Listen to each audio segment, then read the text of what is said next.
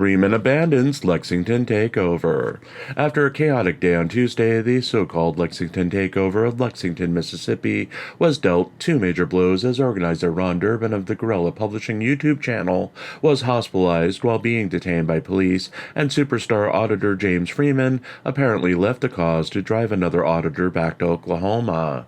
The day started with a group going from town to town in the Lexington area, recording in as many public buildings as possible, and essentially making a circuit of going to each town's police department and city hall, ending with a visit to the city's mayor's office. One such visit happened in Jackson, Mississippi earlier in the day.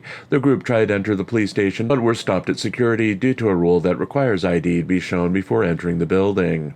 Ron Durbin immediately escalated the situation with the police officers manning the security station, reading a sign saying that someone without ID can be escorted through the building by an officer upon request.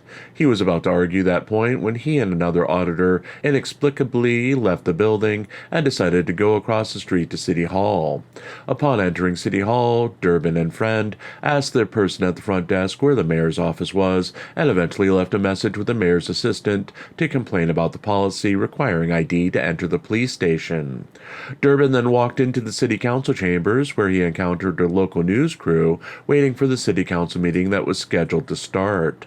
A local reporter made small talk with Durbin until Durbin went into his rants, and the local reporter said he wasn't going to play Durbin's game. Quickly enraged, Durbin began to berate the man and follow the man through the building, hurling insults at him and saying that he had every right to film him wherever he went. When the man went down a flight of stairs, Ron balked, sending another auditor to follow the man while he left the building and ended the live stream soon after. Later in the day, now in Pearl, Mississippi, Ron allegedly had a similar encounter with the mayor's assistant in the mayor's office. The assistant asked not to be filmed. Ron escalated, and the assistant called the police. Ron was being detained by the chief of police for suspicion of disturbing the peace when he began to suffer chest pains. An ambulance arrived on the scene shortly after, and Ron was taken to the hospital across county lines. James Freeman stayed with the police chief, who said that if a judge signed off on a warrant for Ron's arrest, he'd arrest Ron once Ron was done at the hospital. Ron was admitted to the hospital, and there was apparently a police presence at the hospital in case Ron was released.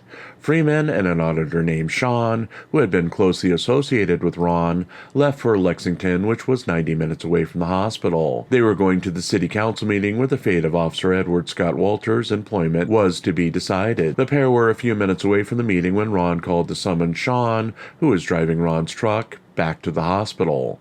Ron wanted to work on details of finding a bail bondsman as a warrant had been issued for his arrest, and bail was set at $20,000. Sean refused to make the return trip as it would strand Freeman at the meeting. When the council went into executive session, Freeman, Sean, and everyone else in the audience were sent out to wait until the council reopened to the public. During that time, Sean found a bail bondsman who was on site and arranged to hire her to pay the bond, recording her information to send to Ron. Freeman and Sean left the meeting when Freeman's phone began to die, and the pair returned to the hospital. The city council did not announce the fate of Walters at the meeting. When the pair visited Ron in his room, Sean and Ron got into a loud argument over hiring the bail bondsman from Lexington when Ron wanted someone who was local without the 90-minute drive. Sean refused to let Ron talk to the woman, instead playing Ron the video the woman made at the city council meeting. Sean and Freeman wanted to go back to the campsite. Lee agreed to drive them. When they got to the campsite, Freeman left in Freeman's vehicle, with Freeman stating he was going to drive Sean home to Oklahoma, and the pair were gone. In the last update, Lee was on his way back to see his father in the hospital Wednesday morning, promising to live stream from the hospital once his father was released. First update. Ron livestreamed from the hospital with an update on his medical condition. He said that he is facing charge of disturbing the peace and trespassing. The cardiologist has put him on new medicine to help him with an existing heart condition. They wanted to keep him at the hospital for a cardiac catheterization, but he refused to stay. He made it clear that he has no issues with James Freeman, who left to take Sean home, as he said Sean was afraid of being arrested in Pearl, Mississippi. He says he has no reason to be angry at anyone at this time. Second update. Ron was released from the hospital a little after 3 p.m. local time and then taken into custody by Pearl police officers and transferred to the Pearl police station. Once at the station, the bail bondsman was waiting for Ron, and he was released without incident. Third update, Ron was released from jail around 4 p.m. Eastern. He clarified that Sean fled because he was told by the Pearl police chief that he would be arrested if he did not stop calling the Pearl Police Department for no reason. Ron announced that he'll be fighting the charges. He will also be suing the Pearl and Lexington police forces. Officer Edward Scott Walters was apparently suspended from the Lexington police force.